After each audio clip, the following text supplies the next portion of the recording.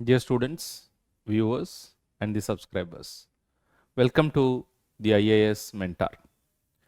This would be lecture number 103 in the series Indian Polity. So, today we are entering into a new topic, that is local bodies. So, what do I mean by local bodies? The institution of Panchayat and municipalities in our country. Something has changed after the 73rd Constitutional Amendment Act, both the 73rd and the 74th Constitutional Amendment Act.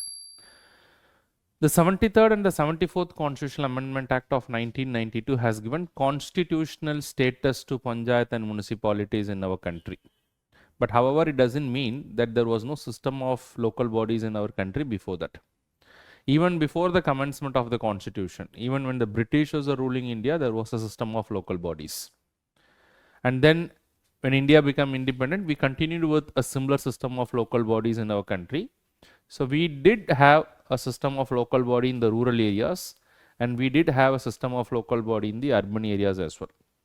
The system of local bodies in the rural area is what is generally called as the panchayats, although there can be different types of panchayats. And the system of local body in the urban areas is generally what is called as municipalities. Now, we did have that. So, what has changed by the 73rd and 74th Constitutional Amendment Act is that these local bodies has been given the status of a constitutional body, or in other words, they have been recognized constitutionally under the Constitution of India. So, this is what has changed. But however, this has not happened easily. A series of committees has been appointed by the Government of India, and based on the recommendation of the Government of India, these committees has been appointed. So, today what we will do is, we will try to understand as to what are the various committees that has been appointed and what kind of recommendation majorly. So, these things are not very important for the examination, but yes, as a student preparing for the UPSC examination or any state service examination, you should have a fundamental or a basic idea about all those things. So, now let us try to understand as to what kind of recommendation has been given by these bodies. Once we will understand these recommendations, then we will also move forward into the provisions of the Constitution. What the Constitution talks about, the local bodies in our country, that is the Panchayat and the municipalities. Now, before I proceed with that, let me put to a question. In fact, I said even before the commencement of the Constitution, the local bodies continued in our country. And in fact, the British have taken a lot of effort in institutionalization of these local bodies in our country, both Panchayat and the municipalities. Now, who is considered to be the father of local bodies or local government in our country? This is one of the Britisher who was there in India when the Britishers were ruling India. So, he is one of a very eminent personality. So, who is considered to be the father of local government in our country? So, if you know the answer, you can put it in the comment box. This is at the time when the Britishers were ruling India. Alright, so with that, I will directly get into the evolution of the Panchayati Raj system in our country. So, what led to the 73rd Constitutional Amendment Act, based on which today the system of Panchayat is given what is called as the constitutional status. So, what has led to all those things is what we are going to understand today. So, the first such committee that was to be appointed by the Government of India is the Balwantrai Mehta committee way back in 1957. Now, the Balwantrai Mehta committee was not appointed with an objective to make recommendations as to how the Panchayat system is to be established, but it more or less on a similar thing. It was majorly appointed to study the community development program, program of the Government of India and the National Extension Service. So, National Extension Scheme. So, these two services or these two schemes is to be studied by the Balwantrai Mehta committee, but majorly they were implemented at the local level, at the village level. So, therefore, the Balwantrai Mehta committee also gave an overall recommendation with regard to how the local bodies is to be reformed in our country. So, one of the foremost recommendation which is also now part of the Constitution is the Balwantrai Mehta committee has recommended for a 3-tier Panchayat system. That is very, very important. If you see, after the commencement of the Constitution, before the Panchayat was given a constitutional status, that there was no uniformity with regard to the structure of the Panchayat in our country. There were certain states which was having 2-tier structure, certain states were having 3-tier structure, certain states were having 4-tier structure. there was no uniformity. But today, after the commencement of the today after the 73rd Constitutional Amendment Act, today we have a 3-tier system of panchayat in our country. So what was the genesis of this 3-tier structure? It was the recommendation that was given by the Balwantrai Mehta committee. In fact, the Balwantrai Mehta committee said that there should be a Grama Panchayat at the village level. So at the village level, at the lowest level, we need to have what is called as Grama Panchayat. At the block level, we need to have what is called as a Panchayat Samiti, that is an intermediate Panchayat. And then at the highest level, the apex level, that is the district level, you need to have a Zilla Panchayat. So let us assume this to be every district. At the district, you need to have the Zilla Parishad. So this is the topmost panchayats, and at the intermediate level, that is at the block level, you have what is called as Samiti, and at the lowest level you have what is called as the Gram Panchayat. So this was a recommendation. So this is more or less followed today under the Constitution of India. All right. Apart from that, the Balwantrai Mehta committee has also recommended that at these two levels, that is at the Panchayat Samiti and the Grama Panchayat level, whoever members were elected as a part of the Panchayat system, they all should be elected by a direct election. Directly elected means people will vote and elect these representatives. And at the Zilla Parishad level, the members shall be indirectly elected. So at this level, it recommended for an indirect election. I'm not saying this is part of the constitution today, but this was a recommendation that was given by the Balwantrai Mehta committee. Not only we are going to discuss about the Balwantrai Mehta committee, we are also going to discuss about the number of other recommendations given by various committees. So overall, most of these recommendations today reflect in the Constitution of India. So apart from that, the Balwantrai committee advocated that most of the developmental activities should be entrusted upon these local bodies, that is at these panchayats, be it at the village level or at the Samiti level or at the district level. To them, the developmental activities has to be given. So that is what it has said. So therefore, there is a need for a genuine transfer of power to these local bodies, power and responsibilities. You need to give the power also and then assign them with these responsibilities, so that it can lead to better development of our country. So this is ultimately the conclusion they have arrived at through the Balwantrai Mehta committee. But the government did not bring any major reforms immediately. Whatever system that continued after the commencement of the constitution, it continued. So the government of India was still in the stage of studying and analyzing how the reforms can be brought in the area of local government. So the next committee that they appointed after a couple of decades is the Ashok Mehta committee. It's a very, very important committee. So sometimes question may also come from this particular committee, because it is for the first time that a committee has recommended giving what is called as the constitutional status to the Panchayati Raj institution. The Balwantrai Mehta committee fell short of giving a constitutional status. But the Ashok Mehta committee has clearly said that the local bodies, especially the Panchayat Raj system in our country, should be given a constitutional status. So what does it mean by constitutional status? Recognize them in the constitution, give them a constitutional status, introduce them into the constitution, and through the constitutional provisions, let these local bodies be governed. So that is what has been told by the Ashok Mehta committee. And apart from giving a constitutional status, the Ashok Mehta committee has also recommended for what is called as a 3-tier system. So this is similar to that of what was recommended by the Balwantrai Mehta committee, the Gram Panchayat, then the Samiti, and then you have a Zilla Parishad.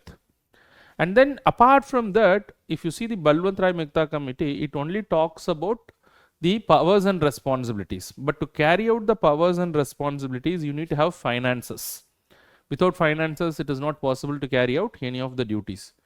So therefore, in addition to that, what the Ashok Mehta committee said, that the Panchayat should also be given a taxation powers, so that they can collect taxes, and those resources that is mobilized through the taxes can be used for the development of the people. So this was what was suggested by the Ashok Mehta committee. And apart from that, the Ashok Mehta committee also recommended for periodic elections.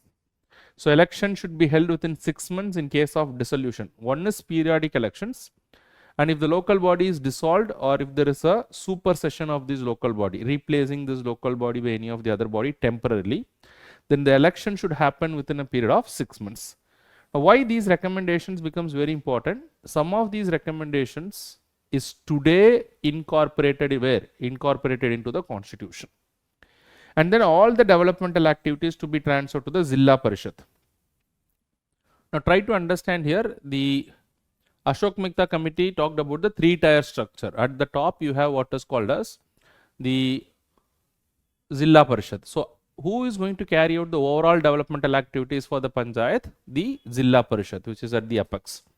For the very purpose to monitor them effectively, in fact, the Ashok Mehta committee said that there should be a separate minister and a separate ministry that is to be created for the Panchayati Raj. So every state should have a separate minister. And apart from that, there should be an official participation of the political parties. So in fact, Ashok Mehta committee said that the political parties should also participate in contesting election to the local bodies. So all these recommendations has been given by the Ashok Mehta committee, very influential recommendations. Most of these recommendations are today incorporated, and first and foremost of all those things is giving the constitutional status. 3-tier Panchayat, powers of taxation. Although today the powers of taxation is only a voluntary provision, but still it is there in the constitution. And then you have regular elections and elections within 6 months in case of dissolution of local bodies. So all these things are part of the constitution. I'll discuss about all those things anyways when I take up the constitutional provision. So right now we are in the process of only understanding the genesis of the local bodies in our country. All right. So then subsequently the next influential committee that was appointed was the GVK Rao committee, and this happened in 1985. And if you see the GVK Rao committee, some of the recommendations of the GVK Rao committee, mostly they are generalistic in nature, but some of them are very relevant. Especially they said that the Zilla Parishad should play a very pivotal role in the scheme of democratic decentralization. So the entire local body institution is a process of democratic decentralization. That is, you are transferring power to the local authority. So who should play a very pivotal role among them? It is a Zilla Parishad. So a similar recommendation we have seen in the Ashok Mehta committee as well. And what is more important is, as per the GVK Rao committee, that there should be an effective decentralized system of planning in place. That means the planning should not be a top-down approach, but rather the planning should happen from the bottom. For the development of the district, for the development of the villages, the planning has to happen at the lower level. So therefore, they understand the ground realities according to which they can make the developmental activities. So who shall be the chief executive officer? Who shall be the executive officer when it comes to the Zilla Parishad? It shall be a district developmental commissioner. Normally this post is to be given to the district collector. So district developmental commissioner. And apart from this, the GVK Rao committee was also sure of one thing, that there should be regular elections to the Panchayat bodies, periodic election, which is now become part of the constitution. So let us try to understand as to what are the provisions in the constitution as we will proceed and as we will complete the recommendations of the various committees. The next significant committee is the Singhvi committee, which happened in the year 1986. Again, Singhvi committee is of crucial importance because Singhvi committee has also recommended to give the constitutional status to the local bodies. So two important committees we have seen. One is the Ashok Mehta committee, and then apart from the Ashok Mehta committee, it is also the Singhvi committee. So both have recommended for giving constitutional status. And the recommendation has also made it very clear that for the first time of all the things, Singhvi committee said that the Grama Sabha should play a very pivotal role in the entire system. So today the Grama Sabha is recognized under the constitution. In fact, we can say that the importance of Grama Sabha was taken from what is called as the Singhvi committee. So what does it mean by the Grama Sabha? I'll explain that a little later or maybe in the next class. But if you know the answer, you can put it in the comment box.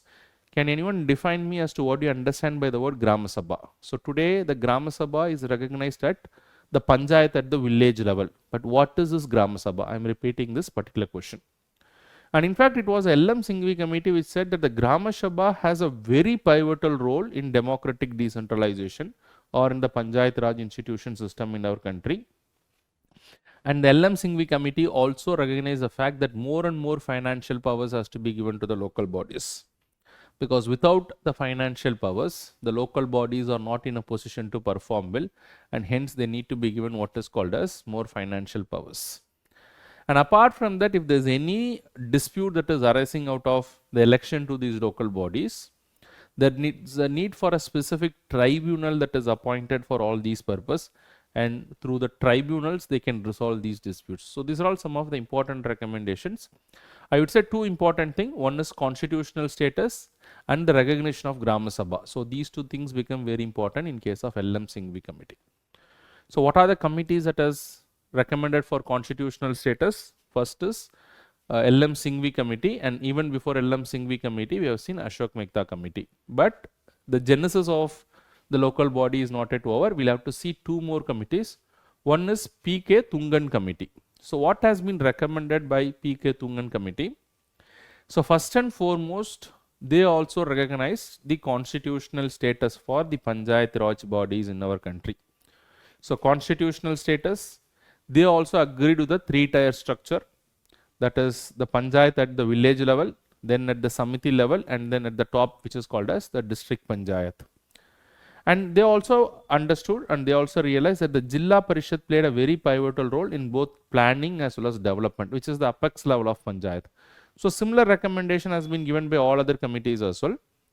But most importantly, Thungon committee has talked about a fixed tenure of 5 years, while the previous committee for the Panchayat talks about periodic elections, regular elections, and if the body is dissolved, elections within a period of 6 months.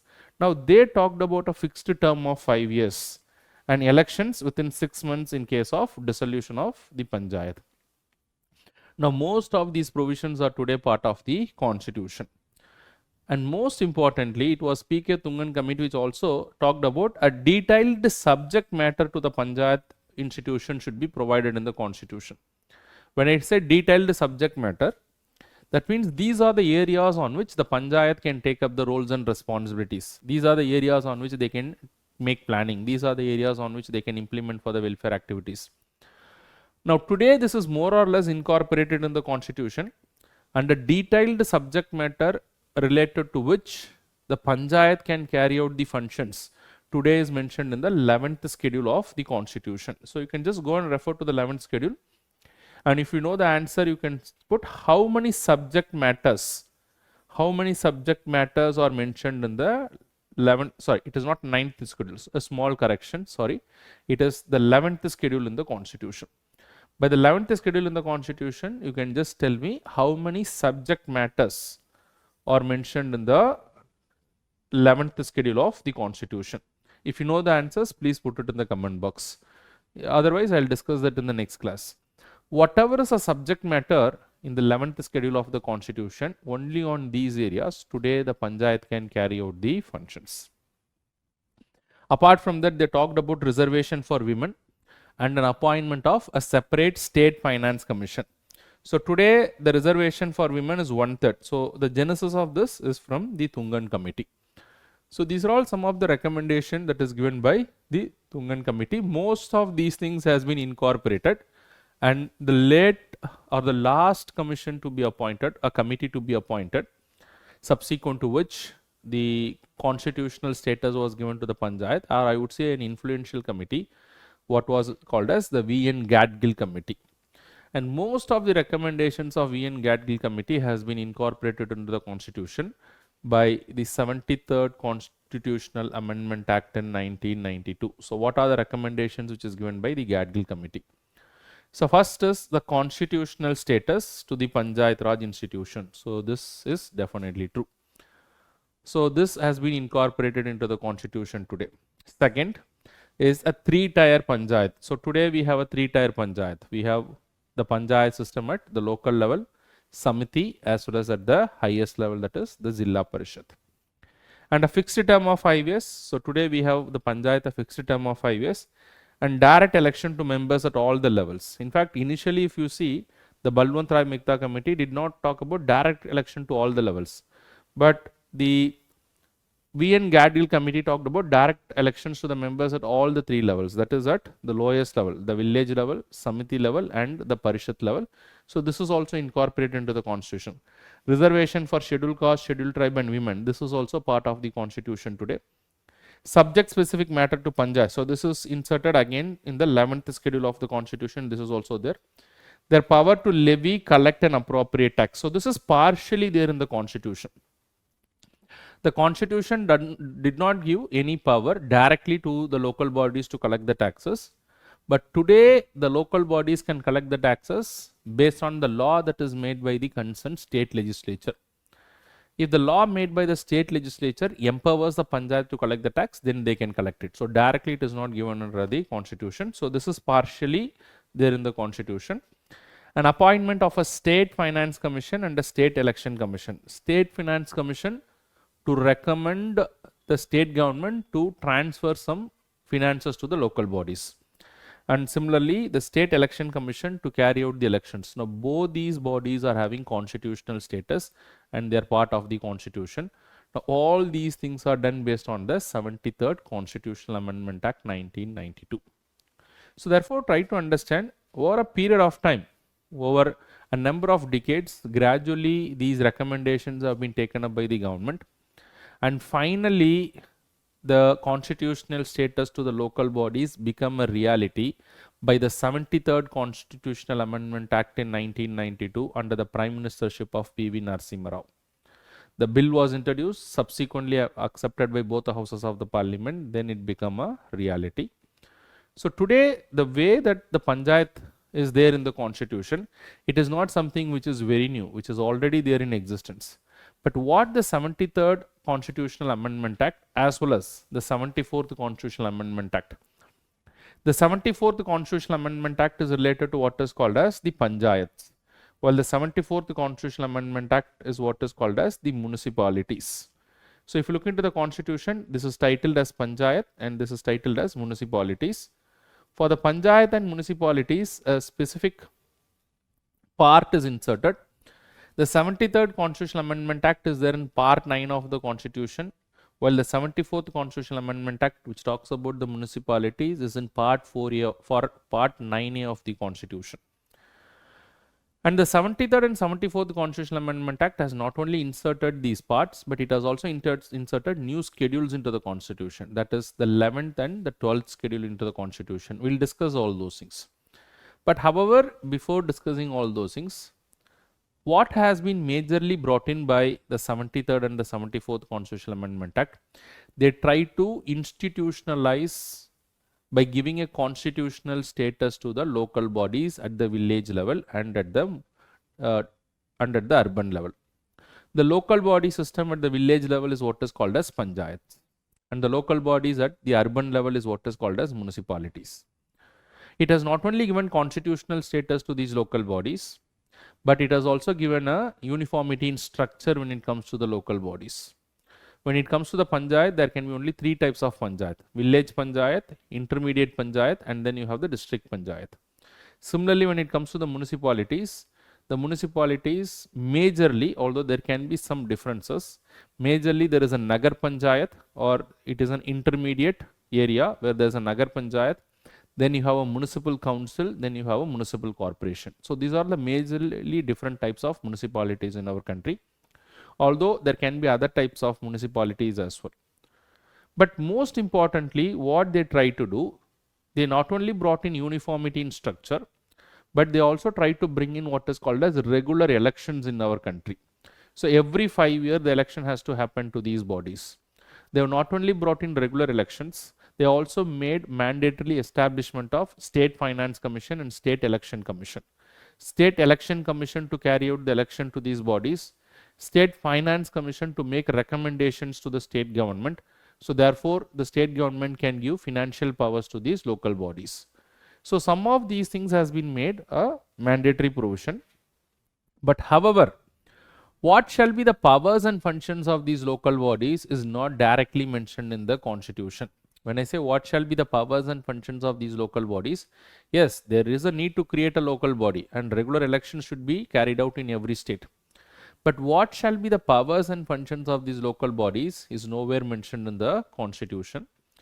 And to what extent the powers can be delegated to these local bodies, it depends upon the law that is made by the concerned state legislature. So who will have the power to give the, who is having the authority to give power to the local bodies is only the law that is passed by the concerned state legislature.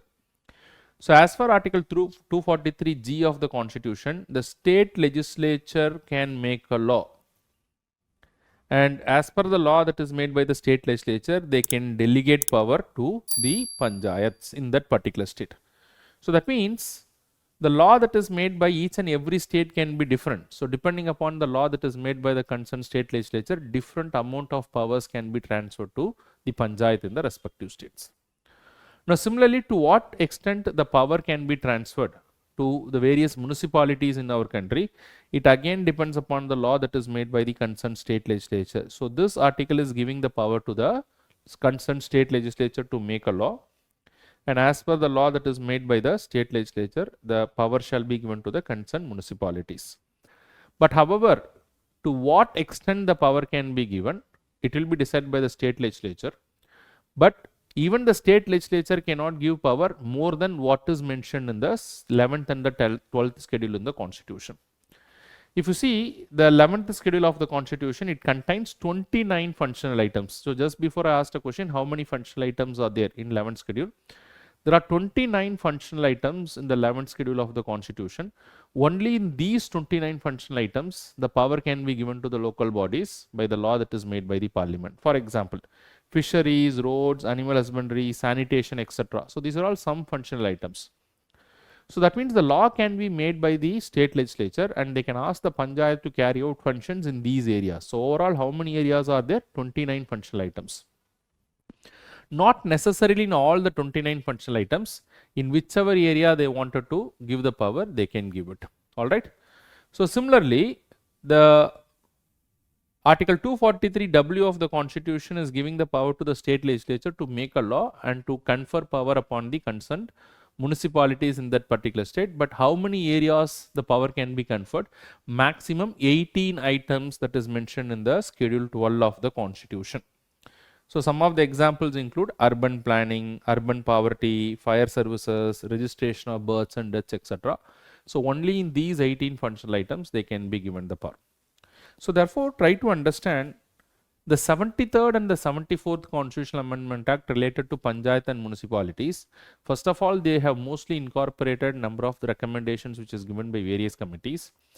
And today the system of Panchayat and municipalities in our country, they are not completely new. They already existed. But what has changed after the 73rd and 74th Constitutional Amendment Act is, first of all, a constitutional status has been given. Therefore, mandatory constitution of Panchayat and municipalities in all the states is mandatory. Then there should be an uniformity of structure. Regular elections become mandatory. Reservation to some of the people become, categories of people become mandatory. But despite all those things, what shall be the real power that is exercised by the panchayats? What shall be the real power that is exercised by the municipalities? What shall be the finances that the panchayat and the municipalities have? These two areas largely depend upon whom? Largely depend upon the law that is passed by the concerned state legislature. So even today, the state legislature or the law made by the state legislature will decide to the extent of their power and finances. But in certain other areas, it has been made mandatory in the Constitution itself. So therefore, the entire constitutional provisions of panchayat and municipalities, if you see, it's a combination of both mandatory as well as voluntary provisions. So that is how the entire constitutional provisions has been designed, and it has been amended by the 73rd and 74th Constitutional Amendment Act.